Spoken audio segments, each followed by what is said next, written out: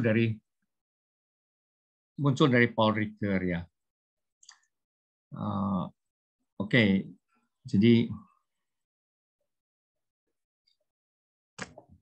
kita akan lihat bagaimana dia mengkombinasikan segala pemikiran itu dan seperti mengintegrasikan gitu ya. Saya langsung share screen saja dengan demikian.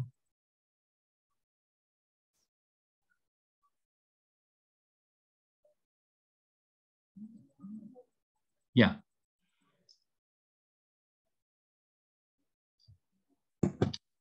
Oke. Agak pelik Paul Ricoeur itu, apalagi kalau membaca bukunya, karena dia orang yang sangat berhati-hati dan kualitas scholarnya itu memang luar biasa. Nah, begini, salah satu problem. Apabila kita mengikuti Heidegger dan Gadamer, yang biasanya suka disebut sebagai penafsiran subjektif, tapi dalam pengertian tertentu ya. Memang itu ada bahayanya kalau bagi Ricoeur itu penafsiran yang langsung ke depan itu ada bahayanya karena penafsiran itu bisa menjadi sewenang-wenang dan ngaco gitu. Ini salah satu contoh yang saya kemukakan, misalnya terutama ini nih yang beredar di media sosial ya, teknik mengutip berita paling mutakhir masa kini, wartawan W dengan Menteri M gitu ya. Nah itu tuh bisa seperti ini kalau arahnya terlalu ke depan, terlalu ke subjektif seperti itu. Misalnya si wartawan satu, dia tanya ke Pak Menteri, Pak, Bapak lebih suka ayam goreng apa gulai kambing gitu. Dijawab oleh menterinya ayam goreng. Pakai tepung atau tidak, Pak? Pakai tepung. Model ayam goreng KFC ya, Pak? Ya kurang lebih mirip begitulah. Nah, tiba-tiba headline-nya, Menteri M lebih suka ayam goreng KFC model Amerika dan tidak suka gulai kambing tradisional Indonesia. Nah, itu kan jadi gimana itu? Penafsiran semacam ini menjadi tendensius ya. Lalu nanti ada wartawan kedua menulis berita di online. Terlalu gaya hidup Menteri M ke barat-baratan. Nah, itu sudah jadi lain lagi perkembangan tafsirannya. Lalu si B bikin status di FB. Hati-hati Menteri M mendukung bisnis liberal kapitalis daripada pertumbuhan ekonomi kerakyatan.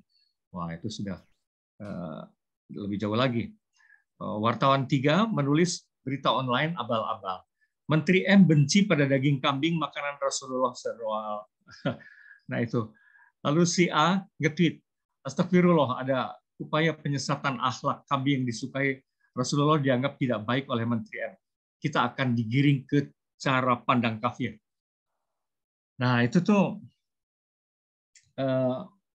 itu bahayanya karena penafsiran menjadi berkembang ke menggelembung menjadi nggak karu-karuan gitu. Kalau tekanannya ke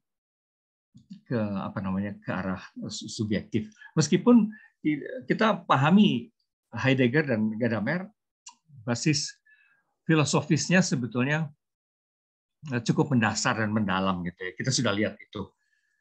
Oke, nah maka Paul Ricoeur itu mau berhati-hati. Paul Ricoeur itu mau berhati-hati untuk tidak terlalu cepat ke penafsiran pribadi gitu, penafsiran subjektif, meskipun secara garis besar nanti Paul Ricoeur memang arahnya juga ke arah itu, tapi prosedurnya tidak langsung gitu langsung menerapkan kepada konteks cara pandang kita pribadi gitu. Nah, rutenya agak berputar. Pertama, teks itu diperjelas dulu, apa itu teks gitu bagi Ricoeur ya. Teks itu adalah wacana lisan yang dituliskan. Teks itu wacana lisan yang dituliskan itu pertama-tama, dan nanti membawa konsekuensi itu. Tapi kedua juga adalah karya yang kemudian setelah dituliskan itu menjadi berstruktur tertentu. Kalau di dalam kondisi lisannya belum tentu berstruktur serapih yang ketika dituliskan, gitu ya. Itu masalahnya. Wacana lisan ya kita tahu lah, wacana lisan itu banyak spontanitasnya, ada improvisasinya dan sebagainya. Tapi ketika dituliskan itu mulai mau tidak mau kita seperti membentuk struktur tertentu. Ketiga, teks itu memproyeksikan sebuah dunia. Nah, ini kata yang penting. Kalau Gadamer itu bicara tentang horizon, maka dia kemudian ujung-ujungnya itu fusion of horizon, yaitu horizon kita dan horizon yang ditawarkan oleh si teks gitu. Kalau Ricoeur menyebutnya itu world ya, dunia ya. Tapi dunia dalam artian begini, ada dunia Yunani, ada dunia Jawa, ada dunia Katolik, ada dunia Muslim, tapi pendeknya suatu gambaran medan pengalaman yang spesifik gitu. Di balik teks itu ada medan pengalaman yang spesifik, pengalaman kolektif khususnya. Pengalaman kolektif yang spesifik itu yang dia sebut world ya, atau dunia. Maka setiap teks itu sebetulnya memproyeksikan sebuah dunia tersendiri. Kalau di teks-teks Yunani tentu dunia Yunani. Kalau teks macam Serat Centini atau segala macam itu dunia Jawa yang muncul. Oke, jadi ada ya mirip-mirip horizonnya Gadamer sih sebenarnya. Tapi dia menyebutnya dunia. Keempat, teks itu, nah ini pada dasarnya adalah mediasi ke arah pemahaman diri. Nah ini pandangan yang spesifik Ricoeur yang tentu terinspirasi Heidegger dan Gadamer. Jadi kalau kita membaca suatu teks atau buku atau bahkan membeli buku, sebetulnya dalam keadaan sehari-hari yang biasa, itu fokus kita bukan ke si pengarang sih sebenarnya, tapi apa yang kita bisa dapat dari buku itu, gitu. Jadi kepentingan kita sebetulnya pusatnya itu kepentingan kita. Kalaupun kita membeli buku dari seorang pengarang yang terkenal, misalnya sudah termasyhur dan apalagi sedang hit gitu, ya memang kesannya kita membeli karena pengarangnya termasyhur. Tapi sebenarnya kalau bagi Ricoeur, pengarang termasyhur itu hanya menjanjikan bahwa kita bisa dapat sesuatu yang bernilai karena pengarangnya termasyhur gitu. Jadi tetap pusatnya itu kita, si the reader, si pembaca gitu ya. Jadi gitu, saya kira itu mesti tegaskan dulu. Bagi Ricoeur itu pusat ketika kita membaca, termasuk membaca kitab suci kalau mau. Nah itu pusatnya tetaplah makna yang bisa kita dapat, inspirasi yang bisa kita dapat. Jadi tetap adalah diri kita, pemahaman diri sebetulnya lebih lanjut lagi.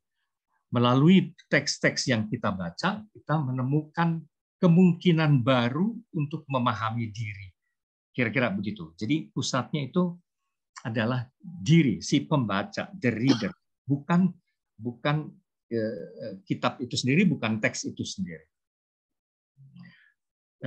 Garis besarnya kira-kira seperti itu, pemahaman diri, dan saya beri warna kuning itu karena itu dua konsep kunci ya, antara dunia dan pemahaman diri, itu menjadi hal yang penting dalam Paul Ricoeur. Nah sekarang ada lebih rinci, begini rincian dari yang atas ini. Sebagai wacana lisan yang dituliskan, dimensi peristiwa percakapan konkret, artinya dalam bahasa Inggris disebut discourse, itu hilang dari teks. Dimensi keperistiwaan, peristiwa percakapan, peristiwa kelisanan itu hilang dari teks. Ketika menjadi teks, suasana peristiwa konkret itu hilang. Dan ini yang disebut oleh Ricoeur itu distansiasi. Terjadi distansiasi. keberjarakan antara peristiwa konkretnya dengan ketika itu sudah ditulis. Bagaimanapun juga ada jarak di situ. Peristiwanya persis seperti apa, pada akhirnya hilang dan kita jadi tidak tahu. Apalagi kalau buku-buku yang sudah ribuan tahun lamanya itu semakin tidak jelas apa yang sesungguhnya terjadi di peristiwa sesungguhnya, gitu ya. Ketika sudah menjadi tulisan, itu dimensi keperistiwaan itu hilang dari teks peristiwa percakapan lisan itu. Oke, lalu sebagai karya yang berstruktur, teks merupakan totalitas khas. Dia merupakan totalitas khas sebab pertama dibuat berdasarkan genre tertentu. Artinya ini suatu teks tuh kan umumnya ada genre. Ini teks testimoni, ini karya ilmiah, ini novel fiksi sastra atau apa gitu ya. Karena ada banyak genre di dalam dunia sastra, dunia tulis-menulis itu kan ada banyak genre, ada banyak jenis. Ada banyak jenis di situ.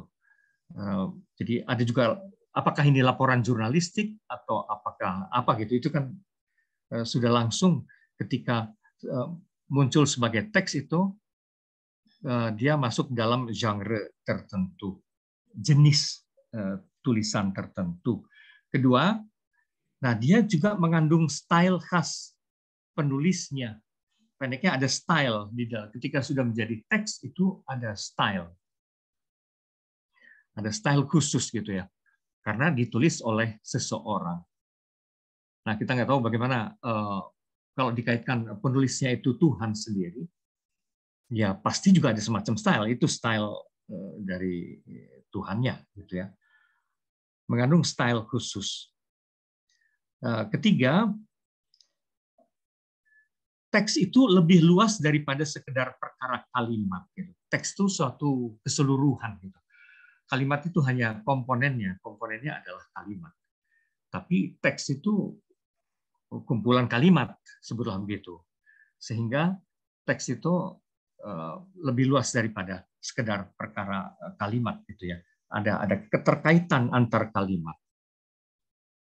Ya memang ini agak pelik dan apa namanya begitulah Ricoeur ya. Ricoeur itu istilahnya memang kalau melakukan penelitian itu sangat rigorous ya. Apa nih rigorous itu ketat ya. Ketat. Maunya saintifik ketat gitu, ilmiah ketat gitu. Jadi dia pelan-pelan gitu, kecil-kecil. Ya memang begitu dia itu. Teks lebih luas daripada sekedar perkara kalimat karena ini suatu kesatuan antar kalimat gitu. Lalu D, teks tetap ditujukan bagi seseorang dan tentang sesuatu. Ini perlu ditegaskan oleh siapa namanya Ricoeur ini karena waktu itu dia berhadapan dengan strukturalisme. Strukturalisme itu kira-kira intinya adalah suatu teks adalah entitas yang kita hadapi saja gitu dan dia akan berbicara sendiri gitu ya. Teks itu sudah langsung bicara sendiri. Kalau kita baca any kind of text itu dia otomatis langsung bicara sendiri. Itu sebabnya kita bisa menangkapnya juga. Jadi tidak usah dikaitkan dengan pengarangnya, bahkan juga tidak usah terlalu dikaitkan dengan publik awalnya ini teks ini ditujukan pada siapa gitu. Tidak. Karena lihat aja struktur teksnya gitu kan kalau strukturalisme itu. Jadi kesannya kalau strukturalisme itu teks itu lepas dari intensi apapun, dari maksud apapun gitu. Lihat aja teks yang ada di hadapan kita, dia sudah langsung bicara sendiri. Nah, tapi bagi Ricoeur enggak gitu, ini kritik atas strukturalisme. Suatu teks itu bagaimanapun tetap ditujukan bagi seseorang atau banyak orang. Pendeknya ada alamatnya gitu, ditujukan bagi bukan tidak hanya seseorang, tapi pokoknya bagi publik pembaca tertentu dan tentang sesuatu. Nah, nanti ada kait efeknya itu, apa namanya berpikir detail seperti ini tuh. bagi pembaca tertentu dan tentang sesuatu. Jadi itu nanti akan berpengaruh pada bagaimana kita menafsirkan teks itu, gitu ya. Karena teks tidak otomatis bicara sendiri seperti gitu. Gitu ya. Oke, lalu, nah ini teks menyiratkan dunia tertentu yang tadi itu ya sebagai konteks atau referensinya. Jadi kalau tadi Serat Sentini misalnya itu dunia Jawa misalnya gitu. Nah, jadi menyiratkan cara pandang tertentu, horizon tertentu sebagai konteks dan referensinya. Maka menafsir tidak hanya berarti menangkap struktur bahasa seperti yang tertulis itu, melainkan menyingkapkan dunia atau cara pandang khas yang bisa membukakan perspektif baru pada kita. Jadi kalau istilahnya Ricoeur sendiri, menafsir itu to explicate a sort of being in the world which unfolds in front of the text. Nah, istilahnya in front. Jadi bagi Ricoeur, makna itu disebutnya makna di depan teks. Nanti kemudian dia membedakan antara behind the text, within the text, dan in front of the text. Di belakang teks, di dalam teks. Kalau strukturalisme itu kan di dalam teks ya, makna dari teksnya itu sendiri. Dan di depan teks. Nah, bagi Ricoeur, tekanan yang dianggap penting itu di depan teksnya itu. Di depan teks itu maksudnya adalah makna atau hikmah yang bisa kita dapat, atau insight yang bisa kita dapat sesudah mendalami si teks itu. Inspirasi, insight, hikmah yang bisa kita dapat sesudah kita mendalami teks itu. Itu yang dimaksud in front of the text gitu. In front, bukan within the text seperti dalam strukturalisme, atau behind the text seperti historisisme Schleiermacher khususnya, atau Dilthey juga. Kan kalau mereka mencari maksud si pengarang dulu itu kan, historisisme itu kan, maksud si pengarang bagaimana gitu. Baik Schleiermacher maupun Dilthey tekanannya pada the meaning behind the text. Jadi maksud awalnya dulu-dulunya tuh gimana. Sementara strukturalisme memberi tekanan pada ya langsung aja lihat struktur si teks itu, udah nggak usah cari-cari maksud pengarangnya dan sebagainya gitu ya. Dia langsung bicara sendiri. Nah, kalau bagi Ricoeur tekanannya bukan pada within the text, bukan di dalam teks, bukan di belakang teks, tapi di depan tadi ya. Jadi hikmahnya, insight barunya, inspirasi yang didapat. Tapi kita tidak bisa langsung juga ke in front of the text, itu masalahnya. Nanti kita akan lihat. Maka teks adalah media untuk pemahaman diri si penafsir sendiri. Melalui teks, si penafsir menyadari dunia baru yang mungkin. Ini yang tadi saya maksud dengan insight, inspirasi, atau kemungkinan pemahaman baru. Kalau bahasanya Ricoeur, dunia baru yang mungkin. Tentu ini inspirasi, istilah dunia itu inspirasi dari Heidegger, being in the world dalam arti yaitu dunia yang spesifik itu. Nah, maka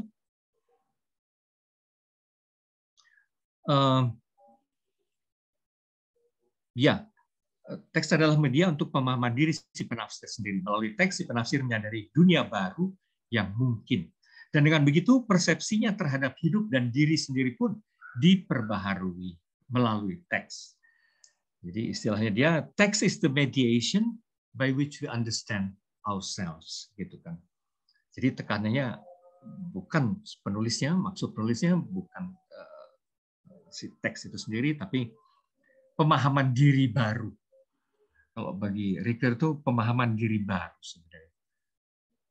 Nah, dalam rangka pemahaman diri baru itu, Verstehen, ini istilah klasik dari, kalau kita masih ingat dari Dilthey maupun Schleiermacher, Verstehen maupun Erklären, artinya pemahaman maupun penjelasan, kedua-duanya diperlukan dalam rangka pemahaman diri itu.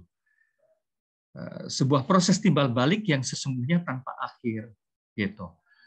Jadi kalau pada apa namanya Dilthey khususnya itu dipertentangkan.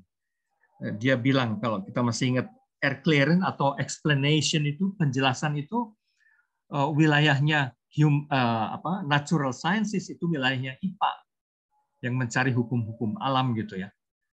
Kalau Verstehen katanya memahami itu wilayahnya human sciences, wilayahnya IPS, ilmu-ilmu manusia, ilmu-ilmu sosial. Itu pada Dilthey seperti dipertentangkan, dan pada siapa namanya Gadamer misalnya itu tekanannya lebih pada Verstehen,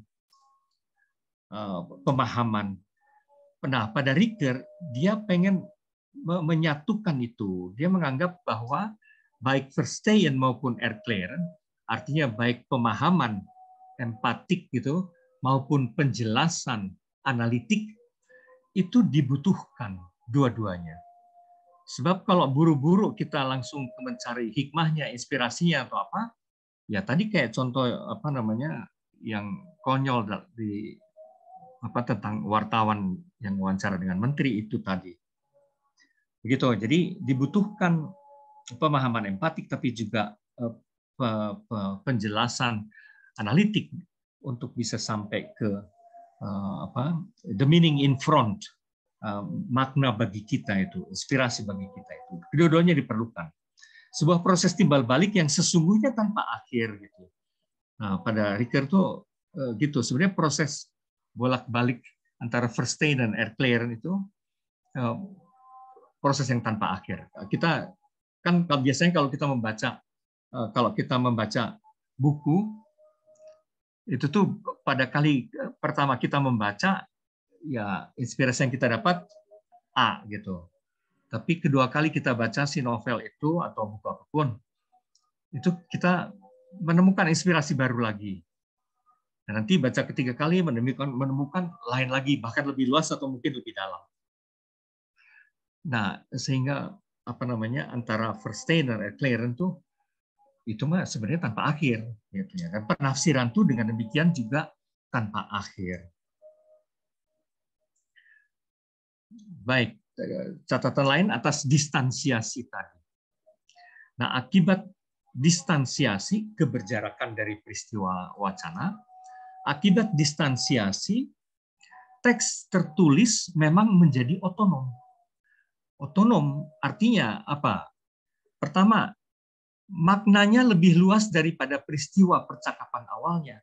Jadi makna suatu kitab itu bagaimanapun lebih luas daripada peristiwa percakapan awalnya ketika masih berbentuk lisan. Gitu. Maknanya mau tidak mau menjadi lebih luas dan hanya bisa dikonstruksi secara sintaktik dan gramatikal, karena apalagi kalau sudah mulai dengan jarak waktu yang ribuan tahun, kita nggak bisa lagi melacak sesungguhnya tuh secara tepat ya, sesungguhnya tuh apa yang terjadi dulunya dalam sebagai peristiwa. Kita nggak tahu lagi sih sebenarnya gitu. Oke, maka konsekuensinya otonom si teks itu, kitab itu, buku itu, dalam arti pertama maknanya lebih luas dari peristiwa percakapan awalnya, peristiwa lisan awalnya. Kedua, makna teks bisa berbeda atau lebih luas daripada maksud penulisnya. Nah, gitu, daripada yang dimaksudkan di dalam tulisan itu, gitu ya. Itu mau tidak mau bisa berbeda, kan lebih luas bisa berbeda daripada maksud penulisnya. Dan ini memang kemudian berisiko. Itu sebabnya benar salah itu menjadi rumit gitu urusannya di sini, karena bagaimana ya? Karena ketika sudah menjadi bentuk tulisan, dia memang jadi terbuka sih masalahnya, menjadi terbuka dan makna itu jadi lebih luas daripada maksud awalnya gitu. Itu tuh secara kodrati memang seperti itu kalau bagi Ricoeur. Ketiga, audiens aslinya pun menghilang gitu. Publik kan tadi setiap wacana, setiap teks itu dialamatkan, ada alamatnya diperuntukkan bagi publik tertentu. Nah, tapi publik atau audiens aslinya pun menghilang masalahnya kalau ketika itu sudah menjadi teks dan kemudian dipublikasikan. Ya, sebetulnya audiens aslinya pun hilang. Teks menjadi terbuka bagi siapapun. Apa boleh buat teks apapun ya. Teks kitab suci, teks ilmiah, teks sastra, apapun itu menjadi terbuka bagi siapapun. Jadi itu konsekuensi ketika dia menjadi otonom. Yang keempat, konsekuensinya lain lagi, referensinya bisa berbeda pula dari referensi awal, gitu ya. Awalnya teks itu berkaitan dengan konteks situasi dan sebagainya tertentu, tapi ketika sudah menjadi dipublikasikan dan sebagai teks, apalagi kemudian sudah berumur ribuan tahun, otomatis referensinya itu jadi berbeda, konteksnya juga jadi berbeda, gitu. Nah, ini hal yang menonjol dari Paul Ricoeur itu otonomi teks itu ya, otonomi teks dalam berbagai artinya itu dan atau berbagai konsekuensi dari otonomi teks itu. Nah, kemudian bagaimana konsekuensinya bagi penafsiran? Cara berpikir begini tuh membawa konsekuensi spesifik bagi penafsiran. Pertama, menafsir tidak berarti kembali ke maksud asli penulis seperti yang dicanangkan oleh Schleiermacher maupun Dilthey yang disebut historisisme itu ya.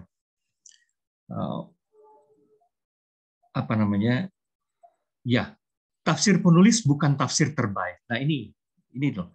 Tafsir penulis bukan tafsir terbaik. Ya tentu nanti ada problem kalau penulis ini, dan selalu ada problem kalau penulisnya adalah Tuhan sendiri. Nah, jadi gimana? Celakanya memang kita juga nggak bisa ngobrol dengan Tuhan. Jadi gitu, tafsir menjadi terbuka, dan kalau terbuka ya kita lihat saja ada tafsir macam apa yang beredar dan mana yang kita anggap lebih mendalam dan karena itu lebih baik gitu. Karena memang nature-nya jadi seperti itu gitu. Tafsir penulis bukan tafsir terbaik, konsekuensinya. B, tafsir yang berbeda hanya bisa diselesaikan melalui argumentasi. Karena kita nggak bisa lagi nanya ke penulisnya, apalagi ke Tuhan gitu. Ini tafsir yang mana sebetulnya yang benar gitu ya. Jadi itu memang susah. Kita hanya bisa berpegang pada argumentasi dengan demikian. Argumentasi mana yang kuat gitu atau mendalam.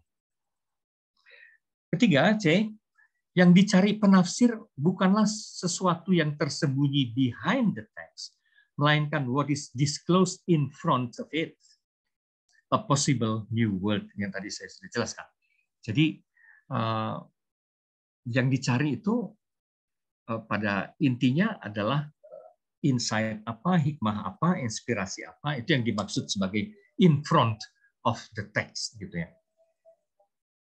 Nah, tapi nanti akan kita lihat untuk menemukan in front of the text itu, kalau Ricoeur diperlukan menggali yang behind maupun yang within supaya hikmah yang kita dapat itu, inspirasi yang kita dapat itu tidak sembarangan gitu. Cuman tekanannya pada yang in front gitu. Nah, itu yang disebut apropriasi.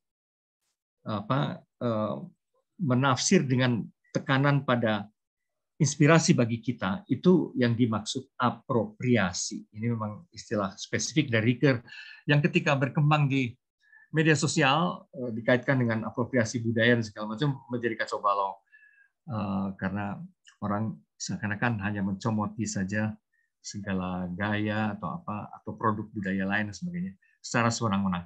Tapi bagi Ricoeur itu nggak gitu. Apropriasi itu mengenakan yang disclosed tadi, yang tersingkap itu bagi diri sendiri, dalam arti menemukan hikmah pesan bagi diri sendiri. Itu atau bagi situasi kita saat ini gitu. Nah, itu jadi tekanan penafsiran yang menekankan ke inspirasi atau pesan atau hikmah itu bagi kita sendiri itu dia menyebutnya dengan istilah khusus apropriasi. Di situ kita melalui teks, melalui kitab itu dibukakan pada pandangan baru tentang kehidupan, tentang diri kita, tentang apapun.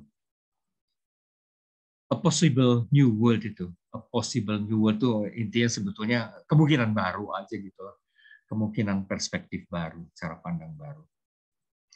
Nah, kalau digambarkan karena ada istilah sejak Schleiermacher itu hermeneutical circle. Nah, Ricoeur itu hermeneutical circle-nya Ricoeur itu dia menyebutnya sebetulnya hermeneutical arch, lengkung arch, lengkung. Tapi sebetulnya bisa juga sih dianggap pada beberapa orang yang menstudi Ricoeur ini juga seringkali disebut bukan arch tapi circle. Sama aja, hermeneutical circle, hermeneutical arch. Cuman arch itu lengkungan gitu kan. Atau kadang-kadang juga disebut sebagai depth semantics. Depth semantics itu jadi kalau dilukiskan itu jadi begini, Bapak Ibu, kalau Schleiermacher itu dulu itu kan bagian yang menjadi kunci penting dalam menafsir itu bolak-balik antara bagian ke keseluruhan, lantas ke bagian lagi, bagian ke keseluruhan lagi, terus aja gitu berputar gitu ya. Sementara kalau pada Gadamer itu disebutnya playful dialogue gitu ya, hermeneutic circle-nya itu yang rutenya begini, si pembaca dengan pemahaman awalnya gitu, prejudis dengan prasangka awalnya, terlantas menghadapi teks dia mulai menafsir tapi berdasarkan prasangka awal. Dan ketika berhadapan dengan teks, prasangka awal diperbaharui. Ternyata yang dia kira awalnya apa gitu, ternyata bisa berubah gitu kan ya. Revised prejudices. Dan dari prasangka yang diperbaiki itu kembali lagi ke menafsir dan penafsirannya menjadi baru. Penafsirannya menjadi baru dan itu kemudian muter terus ya, muter terus. Tapi ini kalau bagi Gadamer kuncinya adalah di proses dialog yang bermain ya, playful dialog. Terus gitu. Hampir tidak ada metode, langsung aja hadapi teks itu. Gitu. Kalau pada Gadamer. Nah, pada Ricoeur memang lebih rumit. Pada Ricoeur itu lebih rumit dalam arti begini. Ya rumit-rumit nggak rumit sih sebenarnya. Jadi awalnya seperti juga Gadamer tadi, awalnya kita itu tidak kritis, pemahaman kita itu naif, pemahaman kita itu literal gitu, pemahaman kita itu naif, literal, dan inilah yang merupakan the world of the interpreter, dunia kita, konteks kita, frame kita itu awalnya begini gitu, dengan pemahaman yang masih naif gitu dan literal. Kita belum tahu. Lantas kita berhadapan dengan teks. Nah, kita berhadapan dengan the world of the text gitu.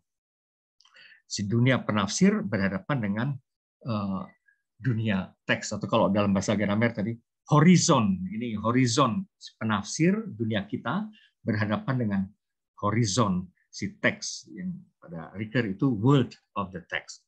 Nah, tapi ketika berhadapan dengan world of the text itu kalau bagi Ricoeur yang kita perlu melakukan dua-duanya dulu.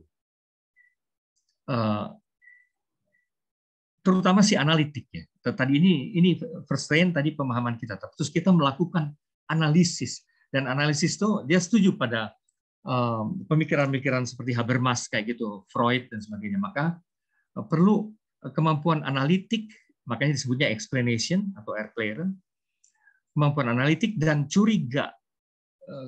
kecurigaan kritis ya ala Habermas segala itu diperlukan aja gitu. Bahkan analisis model strukturalisme segala macam itu diperlukan aja. Model model psikoanalisis diperlukan. Apapun yang bisa kita gunakan untuk menganalisis makna di belakang maupun di dalam teks itu perlu dilakukan sebelum kita masuk ke in front gitu ya. Nah itu yang tadi itu. Jadi pada Ricoeur itu nggak bisa buru-buru langsung menarik hikmahnya, baca terus langsung tarik. Nggak perlu analisis dulu, perlu penjelasan dulu. Sebisa mungkin ke belakangnya, latar belakang sejarah dari teks itu dan sebagainya sejauh bisa dilacak. Tapi juga termasuk distorsi-distorsi yang mungkin bisa ditangkap gitu sepanjang perjalanan sejarah di balik teks itu. Tapi sekaligus juga within the text, yang tadi itu behind, yang within the text itu dicermati juga si strukturnya tuh teks itu bagaimana, kaitannya dengan teks lain dan sebagainya itu bagaimana. Jadi kalau bagi Ricoeur, sebelum kita ke yang kanan ini, ke in front itu, ini perlu kerja berat dulu di wilayah analitiknya ini. Baru nanti kita lakukan apropriasi, artinya kita dari situ menarik insight, hikmah, inspirasi, pesan dari teks itu bagi kita sekarang.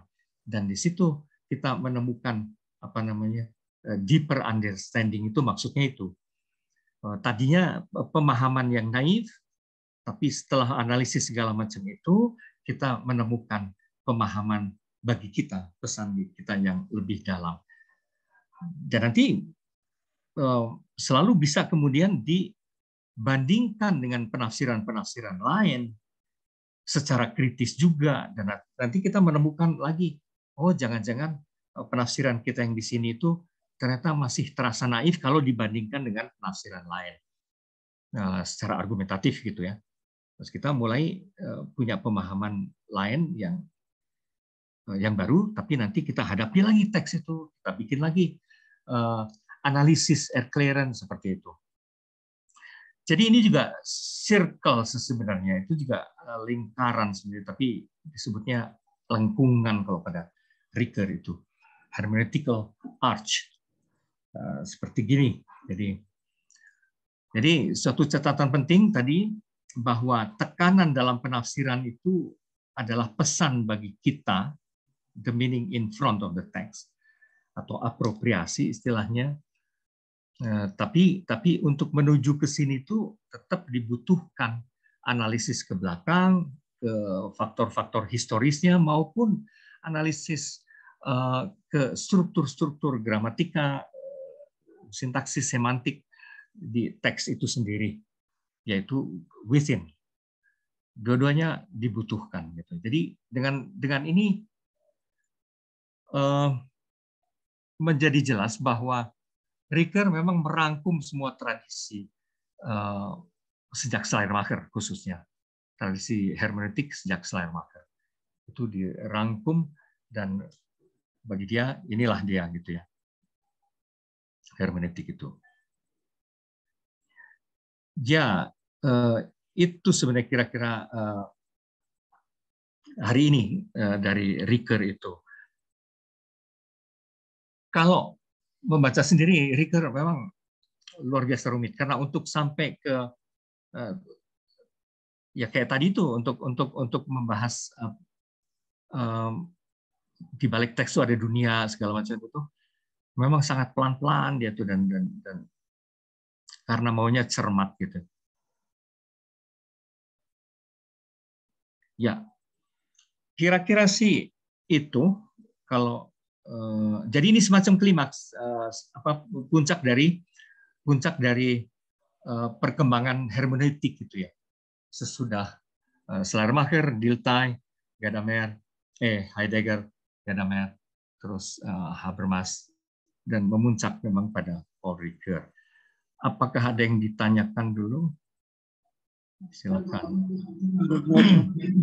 Tapi sekali lagi, ini memang tidak berfokus pada kitab suci ya. Ini mah pemikiran tentang menafsir itu apa gitu. Menafsir apapun, khususnya menafsir teks. Silahkan, ada bagian yang belum jelas. Jadi tekanan berat ke makna di depan teks itu sekali lagi tidak lantas mengabaikan makna di belakang maupun di tengah ya. Karena bagi Ricoeur justru dibutuhkan untuk sampai ke pemahaman yang mendalam, apropriasi yang mendalam itu. Oke, saya Prof. Ya. Pertanyaannya. Ya, Pak. Ini kan memang kita sekarang hidup di di sebuah abad yang mengalami perubahan. Dulu kan kita membanggakan, aku berpikir aku ada, sekarang aku klik maka aku ada gitu. Sehingga bias seperti tadi dalam penafsiran wartawan dengan menteri itu sangat mungkin terjadi begitu ya, dan itu kan jadi melebar ke sana ke sini, lepas kemudian dari konteks substansi awal begitu kan. Tapi yang mau saya permasalahkan sebenarnya terkait dengan ini, Prof, ya, hermeneutic circle itu tadi dari Ricoeur ini, di mana dulu kan saya memahami antara Eclairn dengan Verstegen itu berada pada wilayah metodologi begitu ya. Bagaimana Eclairn itu adalah untuk Naturwissenschaften begitu, sementara Verstegen itu untuk Geisteswissenschaften. Tetapi saya hari ini bisa mendapatkan sebuah perspektif yang benar-benar baru. Ternyata Eclairn juga di Ricoeur itu untuk itu gitu ya, untuk menangkap makna dalam proses menafsir ini. Ada satu dialog yang mungkin simultan gitu ya, Prof, ya, untuk menghasilkan critical hermeneutik seperti yang Prof maksudkan. Nah, saya pikir saya belum mendapatkan penjelasan yang lebih detail yang membuat saya bisa lebih memahami gitu, Prof. Misalnya perbedaan prinsipal antara Eclairn menguraikan, metode menguraikan gitu ya, dengan Verstegen itu metode untuk memahami begitu, dari sisi itu tadi, perbedaan antara Naturwissenschaften dengan Geisteswissenschaften, atau metodologi itu, problem metodologi Geisteswissenschaften dengan Naturwissenschaften itu, kemudian perbedaannya yang mendasar dengan hermeneutik dari Ricoeur itu apa gitu, Prof. Jadi supaya saya bisa lebih jelas gitu, karena sebagai perangkat metodologi pun bagi saya istilah Verstegen dengan istilah Eclairn ini sangat metodologis dan sangat menarik gitu ketika dibawa pada pembicaraan tentang Naturwissenschaften dan kemudian Geisteswissenschaften. Barangkali itu, Prof. Perbedaannya Eclairn dalam visi Ricoeur dengan yang sudah saya pelajari dulu itu gimana gitu, Prof? Ya. Jadi Eclairn Ricoeur menekankan kembali Eclairn, dan bukan hanya suasananya kalau hermeneutik itu sejak Schleiermacher dan Dilthey, arahnya itu karena bagaimanapun teks adalah teks bikinan manusia ya, bukan alam gitu kan ya. Dan bikinan manusia itu artinya itu produk dari Geisteswissenschaften, itu wilayah Geisteswissenschaften, artinya Geistes itu kan rohnya. Jadi dunia manusia itu dunia ruh gitu kan, bagaimanapun dunia makna yang berbeda dengan alam yang kata Dilthey itu dunia hukum, dan hukum itu berbeda dengan dunia makna itu lebih puitik, lebih ambigu, lebih kompleks, karena bukan sesuatu yang mekanis gitu. Kalau alam tuh dibayangkannya mekanis gitu dulu tuh. Sehingga sekali kita menangkap hukum alam, beres, dan itu akan berlaku selamanya gitu, kayak hukum gravitasi dan sebagainya. Itu bayangan abad 19 akhir itu kan seperti itu. Nah, tapi di abad 20, dan Ricoeur hidup di abad 20 ya, di akhir bahkan abad 20. Saya masih ketemu sama beliaunya. Itu tuh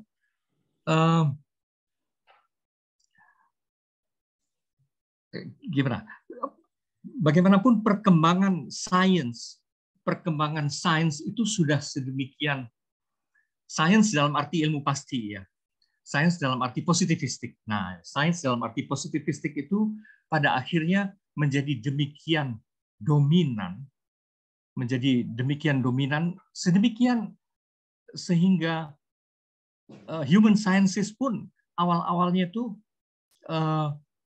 kepengen dalam rangka mencapai presisi ketepatan tertentu menggunakan juga metode ilmu-ilmu alam gitu kan ya, metode fisika persisnya. Jadi bahkan itu masuk dalam sosiologi, dalam antropologi, dalam apapun itu menggunakan metode ilmu alam karena supaya menemukan kepastian. Nah, suasana positivistik itu begitu kuatnya. Sedemikian sampai antropologi pun lewat strukturalisme misalnya, itu kok jadi ilmiah dalam arti apa ya, positivistik gitu ya. Orang bisa menemukan pola-pola nyaris bagaikan hukum-hukum alam gitu. Nah, itu tuh memang mengesankan, dan itu apa boleh buat tidak bisa diabaikan gitu ya. Kecenderungan analitik gitu ya, kecenderungan analitik. Erklären dalam arti penjelasan, tapi penjelasan analitik ala IPA, ala Naturwissenschaften. Yang sifatnya itu bahkan kalau bisa dikuantifikasi gitu kan. Suasana itu tuh kuat sekali, dominasi dari metode analisis yang positivistik itu kuat sekali. Dan pada akhirnya Ricoeur juga melihat itu tuh tidak bisa diabaikan sih. Betapapun juga soal makna itu, soal empati, tadi saya bilang sejak Schleiermacher kan itu empati, simpatetik, imajinatif dan sebagainya gitu. Kalau soal makna, Verstehen itu. Nah, betapapun begitu, itu tidak bisa diabaikan ya, atau kalau pakai bahasa yang lebih banal dan lebih dasar.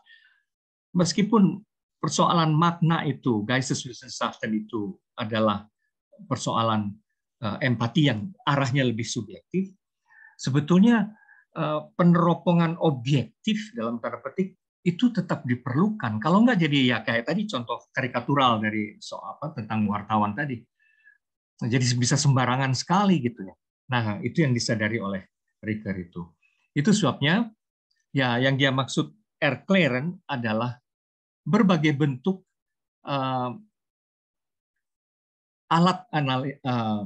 gunakan saja berbagai alat analisis gitu yang memang sudah tersedia. Strukturalisme hayu gitu ya, gunakan juga atau psikoanalisis versi Habermas, pakai aja karena memang dia juga melihat teks-teks itu bisa terdistorsi oleh ideologi in the course of history, dalam perjalanan sejarah kita tidak punya jaminan bahwa si teks itu tetap murni gitu kan. Bagaimana kita tahu bahwa teks itu tetap murni? Jangan-jangan sudah terdistorsi juga, atau ada yang dihilangkan, atau bahkan penafsiran yang kita terima kemudian menjadi tradisi penafsiran itu pun bisa saja distorted gitu ya, terdistorsi.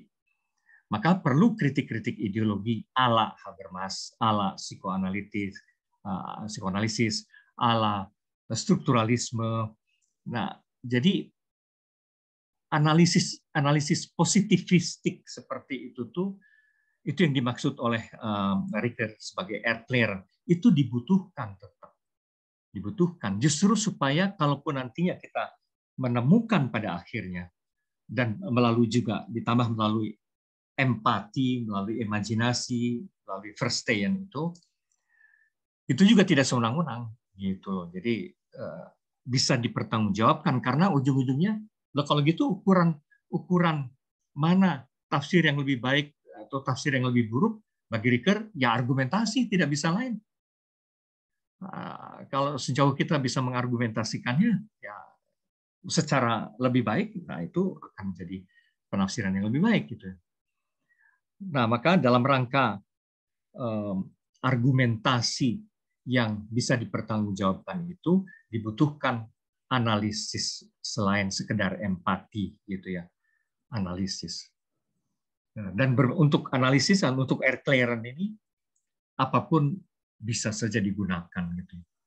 Dan waktu itu ya di era Ricoeur yang menonjol adalah model-model analisis yang sekarang biasa disebut critical discourse itu ya.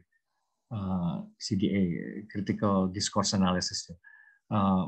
Yang kemudian berkembang menjadi begitu. Tapi pendeknya, apapun yang bisa kita pakai untuk mengkritik dan menganalisis sebuah teks, itu ya gunakan saja. Dan dari situ pemahaman kita itu juga diasah, bukan semata-mata.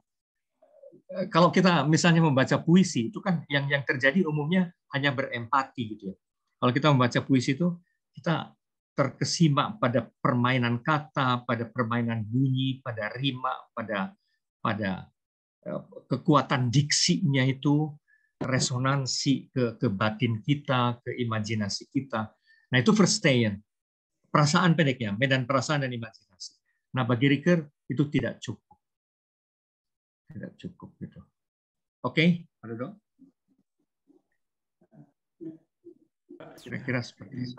Saya bisa paham Prof ya, ternyata memang kalau kemudian strukturalisme, positivisme, atau kemudian juga ya tadi yang saya katakan itu Naturwissenschaften begitu ya, memang yang dimaksud oleh Frau Ricoeur juga itu ya, cuma tidak sebatas itu gitu, karena itu kan didialogkan itu ya Prof ya. Ya. Untuk Tidak sebatas. Tidak sebatas Erklären itu gitu, jadi karena ada proses dialog yang simultan yang mungkin itu dibawa akhirnya ke apa itu, ke kesadaran diri barangkali lah ya. Ya. Sama juga gini. Fahim tuh. Oke, sebentar. Jadi kira-kira mungkin kalau dibayangkan kita memahami seseorang, oke? Kita bisa memahami misalnya dia calon karyawan, seandainya kita punya perusahaan, kita muncul seorang calon karyawan, dan kita biasanya awalnya menganalisis hasil tes dia gitu kan ya. Nah itu kan positivistik, ini Erklären ya. Tes IQ-nya gimana, tes TPA dia gimana seandainya, terus tes kepribadian whatsoever yang sangat analitik dan ilmiah gitu. Tadinya kita mencoba memahami orang itu hanya berdasarkan data-data itu. Lantas kita langsung memutuskan misalnya dia tuh bisa diterima atau tidak. Nah itu tuh bagi Ricoeur nggak bisa juga sih kayak gitu. Orangnya harus datang, kita harus ngobrol sama dia, dan kalau perlu juga tanya-tanya sama sobat-sobat dia, dan latar belakang dia seperti apa, dan ngobrol, dengerin cara dia ngomong, cara dia berpikir. Nah itu Verstehen. Nah gitu, Verstehen. Jadi kita bahkan bisa kan setelah kita ngobrol gitu, tiba-tiba si data-data yang Erklären tadi itu, data-data hasil tes tadi itu, kita jadi berubah ngelihatnya. Tadinya kita hampir tidak mau menerima dia, misalnya gitu, kalau berdasarkan simply based on the data gitu ya. Kalau semata-mata berdasarkan data hasil tes, tadinya kita misalnya, wah ini mah nggak bisa terima. Tapi setelah kita ngobrol sama dia dan melihat body language-nya, cara berpikirnya, jadi berubah cara kita melihat data dia itu. Dan kita bisa menerima dia. Nah gitu ya. Jadi kita mendapat insight, mendapat pemahaman baru setelah ngobrol sama dia. Nah, pentingnya model Gadamer, model ngobrol dengan teks ya, ngobrol dalam tanda petik, ngobrol dengan teks gitu, yang terus-menerus kita baca lagi secara playful, itu ibarat tadi seperti Verstehen tadi ya, Pak. Seperti kita ngobrol sama si calon karyawan tadi. Jadi itu dua-duanya sebetulnya harus melengkapi gitu. Baik empati, imajinasi maupun analisis ketat. Positivistik. Kira-kira gitu. Oke, terima kasih sekali Prof. Sudah sangat paham. Ya. Ya. Siapa lagi? Prof, Ya, ya. itu yang dimatiin kali ya. Itu bisa tuh ya.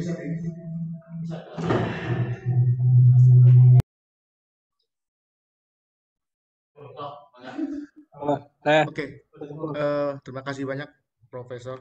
Hari ini saya dapat pemahaman baru lagi. Biasanya kalau memahami teks selalu berkaitan dengan behind-nya, di belakangnya, di belakang makna itu. Tapi sekarang ada pengertian baru tentang infront ini malah jadi mendapatkan hal yang baru lagi gitu. Kalau cuma saya masih bertanya kalau kira-kira selama ini banyak bermain-main dengan teks itu ya, analisis wacana, itu adalah berkaitan dengan media. Nah, saya mau tanya kira-kira kalau ini diterapkan di media itu bisa apa enggak ya? Kalau saya bayangkannya menafsirkan kepada semacam novel, karya sastra, atau mungkin tafsir-tafsir ayat suci mungkin bisa gitu ya. Tapi kalau ke media untuk menangkap inspirasinya dan juga pemahaman yang lainnya itu, apakah masih mungkin gitu? Jadi kalau satu lagi yang jadi pertanyaan saya, dari beberapa referensi itu saya lihat bahwa hermeneutikanya Paul Ricoeur ini kan kadang-kadang diklasifikasikan sebagai semiotika gitu kan ya. Jadi ini menarik juga sih gitu. Begitu ternyata semiotikanya Pak Paul ini ternyata lebih lebih dalam lagi gitu, bukan cuma di belakang, di bitin dan di belakang, tapi di depannya juga gitu. Jadi mohon penjelasannya Profesor. Terima kasih Ya, Profesor. ya. Tapi yang dimaksud media itu persisnya apakah teks-teks reportase atau apa itu? Iya, kadang-kadang yang lebih banyak dianalisis kan kecenderungan analisis wacana atau semiotika itu ke teks yang semacam media reportase ya.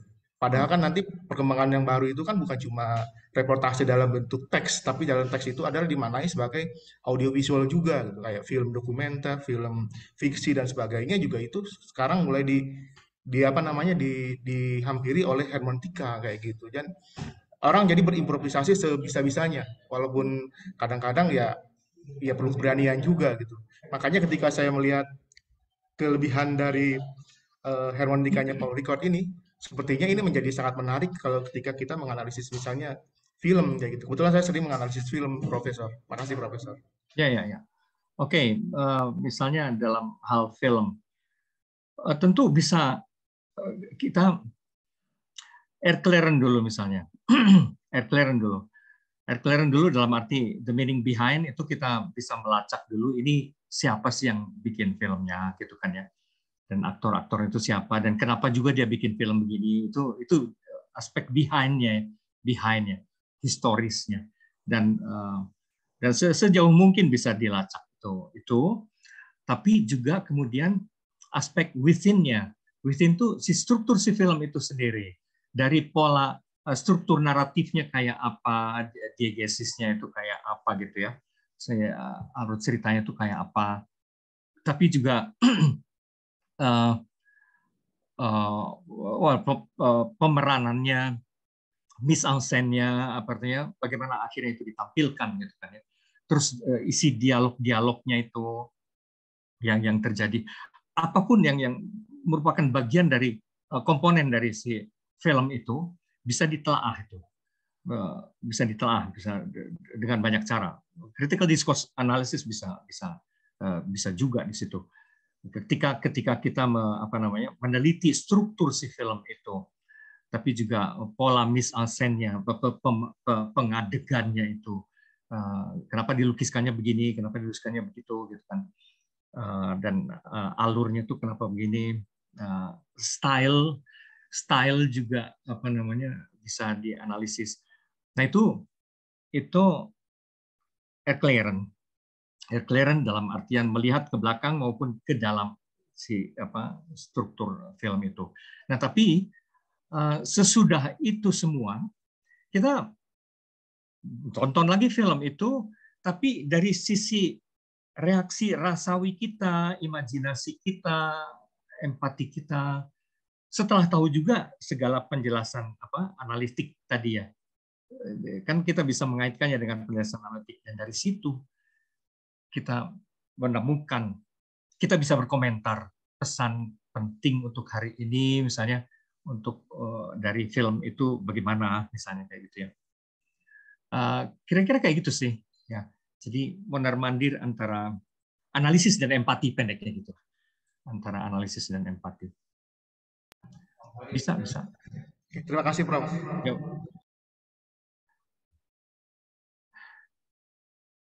Ya, Prof mau nanya, Ya. karena Prof bilang bahwa Paul Ricoeur ini sebagai puncak dari perkembangan pemikiran hermeneutik, apakah berarti Prof Bambang menyetujuinya atau secara spesifik misalnya menganggap bahwa Roland Barthes itu ngawur misalnya karena dia dengan nekatnya menulis The Death of Author kayak gitu. Saya pribadi masih bertanya-tanya, apakah secara objektif masih mungkin penafsir apapun terhadap teks manapun bisa betul-betul mematikan si pengarangnya kayak gitu. Saya sih melihat dengan membandingkan misalnya kitab suci Al-Quran dengan teks yang lain kayak gitu ya. Kalau di dalam tradisi penafsiran Islam mengenai Al-Quran, ada kesungguhan dari para penafsir itu untuk mencari sumber dengan membandingkan dengan ayat yang lain, dengan hadis kayak gitu, dan baru mengoptimalkan intelektualitas si penafsir kayak gitu.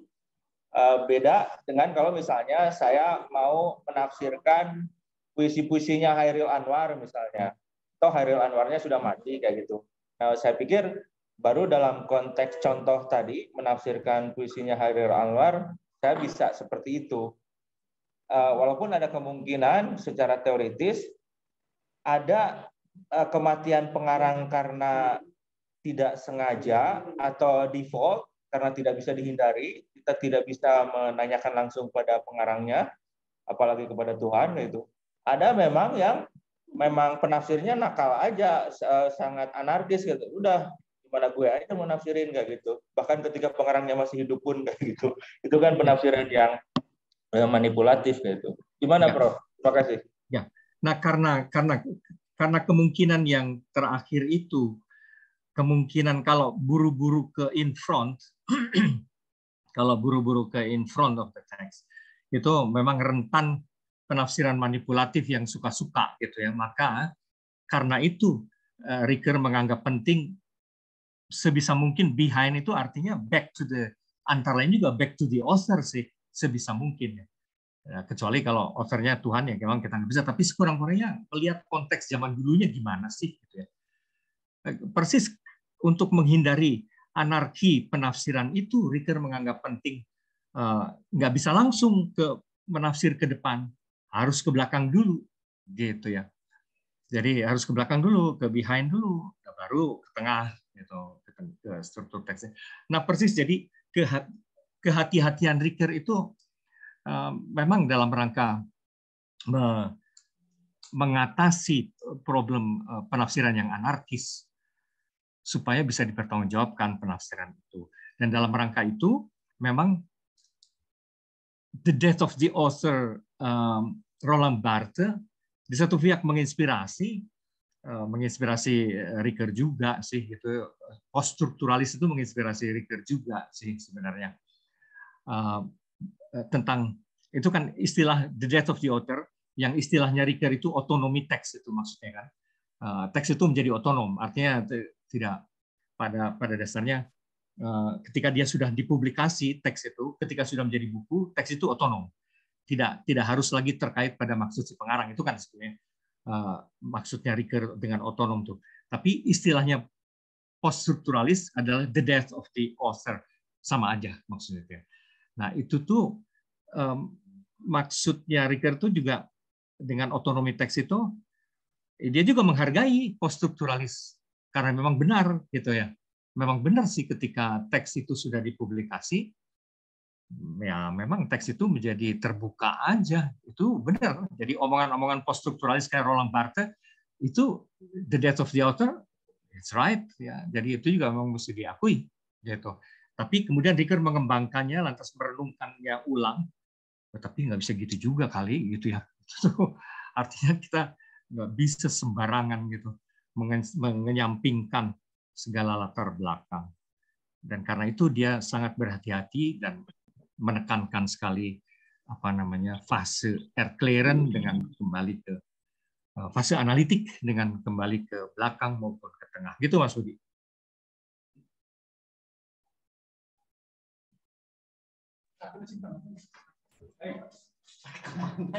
Ya, baik. Ya, Prof.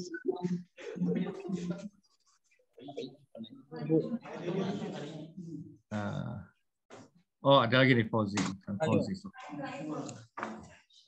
Silakan. Saya Prof, mohon izin bertanya. Orang jauh, Prof. Saya, Prof. Halo? Sok. Prof, ya. Udah, dengar. Tadi aspek behind dan within yang disampaikan dalam studi hermeneutika ini kaitannya dengan apa mufasir ini, apa mungkin tidak nantinya bisa dia Al-Quran yang ke konteksnya ya, ada tujuan membelokkan tafsir itu sendiri. Artinya konteks tafsir Al-Quran itu yang pertama. Yang kedua, kalau dilihat tadi kan dari circle hermeneutik tadi kan behind dan within. Artinya bahwa itu nggak sembarangan orang dong. Artinya ketika seorang kaitannya dengan hermeneutika tafsir Al-Quran ini nggak sembarang orang dong. Orang itu ketika menafsirkan dia harus paham tentang tarikh, paham tentang tentang konteks ilmu tentang tafsir itu sendiri. Gimana, Prof? Terima kasih. Ya, mirip dengan yang ditanyakan Pak Budi tadi. Jadi kemungkinan kalau arahnya tafsiran itu ke depan ya selalu bisa didistorsikan, dimanipulasi ke arah tujuan tertentu, tentu saja bisa.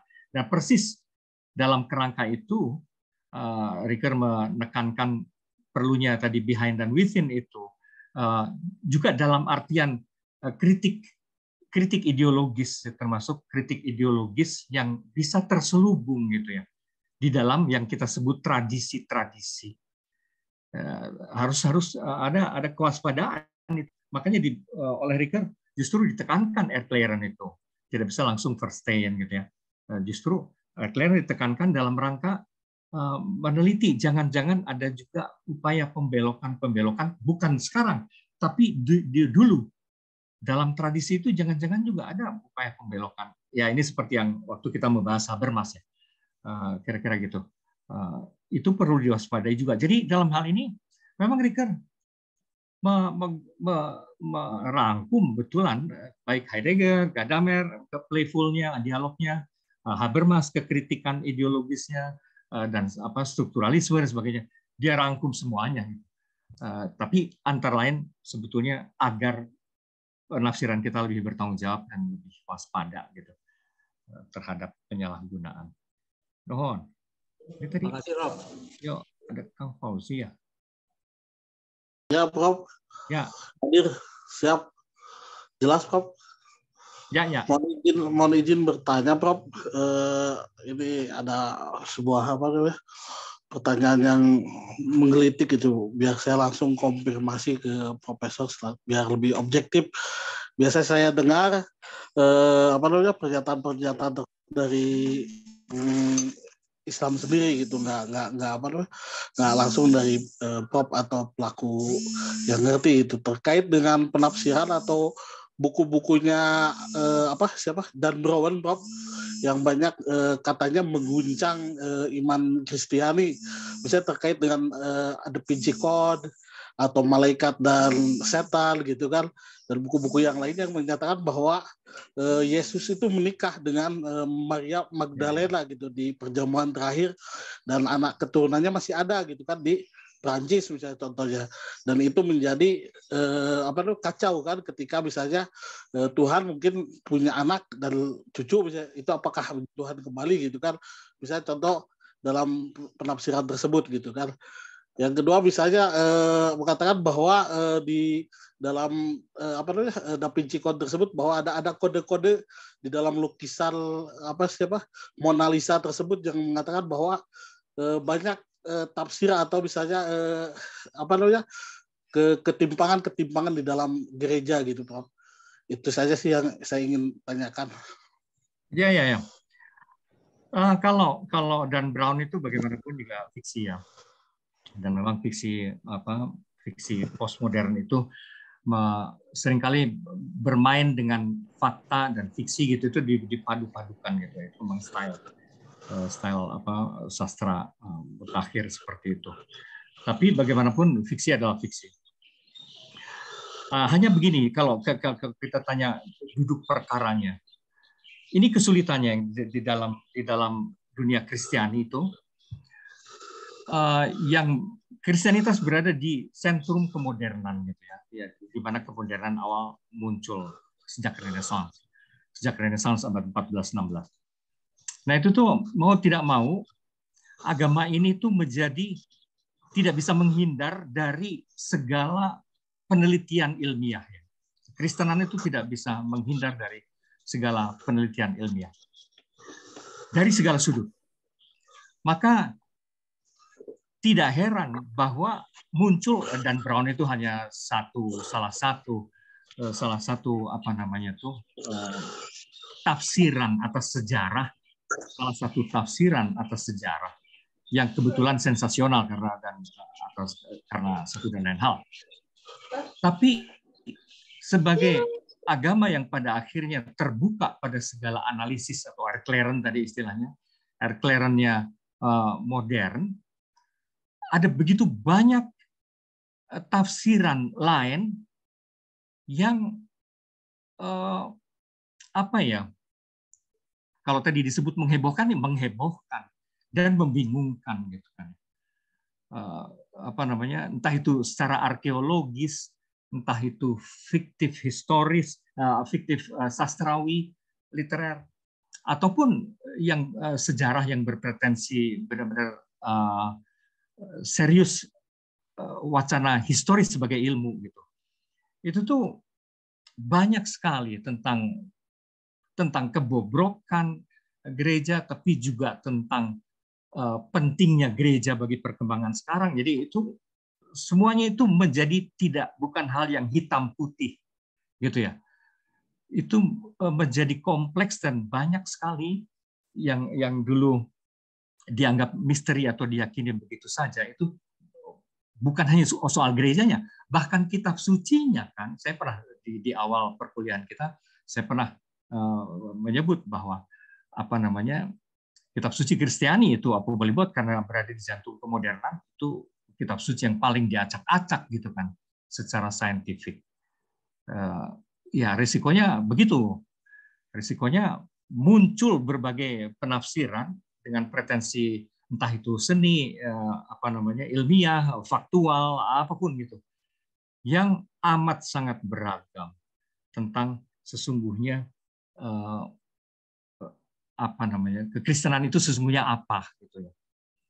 Nah itu tuh, tapi karena itu sudah berjalan begitu lama, sebetulnya sudah mulai sejak Renaissance ya. Kalau abad pertengahan memang gereja masih sangat dominan dan melindungi diri. Tapi sejak Renaissance, wah sudah apa ya? Boleh dibilang diacak-acak oleh kerangka berpikir sains dari berbagai sudut. Sedemikian sehingga kekristenan tuh sudah terbiasa sih ya dengan kayak gitu tuh. Artinya juga terbiasa dengan ketidakjelasan. Terbiasa dengan begitu banyak versi penafsiran gitu kan ya. Penafsiran entah historis, entah artistik, entah literer. Sudah terbiasa dengan pendeknya chaos tafsiran. Sehingga yang akhirnya cenderung akhir-akhir ini kemudian dipegang itu memang bukan dogmanya benar. Sebenarnya kalau urusan dogma itu juga sejak abad pertengahan, bahkan sejak Helenis sudah selalu kontroversi. Siapapun yang mempelajari sejarah sudah langsung menangkap kontroversi itu. Jadi begini. Kalau dari sudut organisasi, institusi, doktrin, Kristianitas itu sudah sedemikian menjadi problematis sepanjang 500-an tahun kurang lebih begitu ya. Akibat ya ini kelakuan Erklären itu ya, apa namanya, analisis ya, ilmiah itu yang memang gereja tidak bisa menghindar dari situ, dan orang sudah terbiasa terhadap kompleksitas maupun ambiguitas baik doktrin, apa namanya, cerita sejarahnya, institusi keagamaannya dan sebagainya. Sehingga kalaupun sekarang itu dianggap bernilai, lebih pada dianggap masih berharga dan dipeluk oleh orang-orangnya, itu lebih di wilayah value ya, lebih di wilayah nilainya. Jadi gitu loh. Maksud saya di dalam kekristenan itu orang nyaris tidak terlalu lagi cerewet tentang detail-detail ajarannya, lebih ke value, kayak kasih sayang lah, apa membantu kaum lemah lah, kayak gitu-gitu, lebih value. Mohon izin, Prof, pertanyaannya begini, Prof. Apakah jika agama itu sendiri ingin maju, harus dikritik habis-habisan sehingga ada proses dialektika di sana gitu kan? Kalau kata Marx itu teori konflik gitu kan. Nah, kalau di dalam Islam sendiri kan tabu gitu kan untuk dikritik, misalnya Quran dikritik ada dalil penistaan agama dan sebagainya gitu kan. Dan saya sangat tidak setuju misalnya dengan adanya misalnya undang-undang penistaan agama, karena itu untuk membangun gitu, Prof. Jadi ketika misalnya karikatur Nabi bisa dibuat di Perancis gitu kan, kita rame gitu kan, kita ribut, padahal itu bukan Nabi, terserah aja kita bikin yang lebih baik lagi gitu kan. Jadi ada dialektika di sana gitu kan, seolah-olah kalau misalnya Islam itu susah untuk dikritik, jadi tidak maju gitu kan, jadi mandek gitu kan, jadi jumud, berbeda mungkin dengan Kristiani yang terus aja dikritik habis-habisan sehingga dia ada kemajuan gitu di dalam religiusitasnya gitu kan. Misalnya contoh bisa polisi kan, polisi di India kan dikritik terus ada kemajuan gitu kan. Di kita polisi jadi sakral gitu kan, tiba-tiba ada kasus Freddy Sambo dan sebagainya gitu. Karena tidak ada kritik di sana, mungkin Prof, itu aja sih. Mungkin ya, apakah betul? Ya, secara umum ya benturan, saya nggak tahu apakah itu syarat untuk kemajuan, tapi benturan-benturan itu bisa sih berefek kita memikirkan kembali sebetulnya yang bernilai itu akhirnya yang esensial, yang pokok itu apa gitu ya. Kalau dari sudut situ ya kritik ada perlunya sih memang. Karena itu memaksa kita melihat yang tadi itu, apa sih yang lebih penting, apa sih yang lebih pokok sebenarnya dalam kita beriman tuh. Ya paling itu sih. Tapi ya gimana ya, kekristenan tuh karena apa sih sebenarnya by default karena dia sudah terlanjur ada di Eropa gitu ya, sehingga tidak bisa ngelak aja dari situ, dan saya nggak tahu apakah kekristenan itu menjadi lebih matang karena itu, tapi lebih terbiasa aja sih dengan kompleksitas, dengan ambiguitas kayak gitu-gitu. Itu Kang Fazli. Terima kasih, Prof. Prof, izin bertanya, Prof. Ya, Oke. Tadi disampaikan oleh Prof. Bambang bahwa ketika Paul Ricoeur menanyakan bahwa teks itu otonom ya, kemudian tafsir itu tidak harus apa yang dimasukkan oleh pengarang. Nah, ini bagaimana dengan kata-kata yang memiliki musyarak atau homonim, memiliki makna lebih, multi meaning, kemudian multi tafsir. Apa tawaran Paul Ricoeur dalam hal supaya bahwa tafsir yang diutarakan oleh pembaca itu tidak melenceng dari maksud pengarang itu ataupun dari maksud teks itu sendiri. Terima kasih, Prof. Ya, tapi Ricoeur memang sangat melihat itu sebagai bahwa salah satu konsekuensi lain dari apa namanya otonomi teks adalah bahwa mau tidak mau teks menjadi plurivokal ya, menjadi terbuka gitu kan.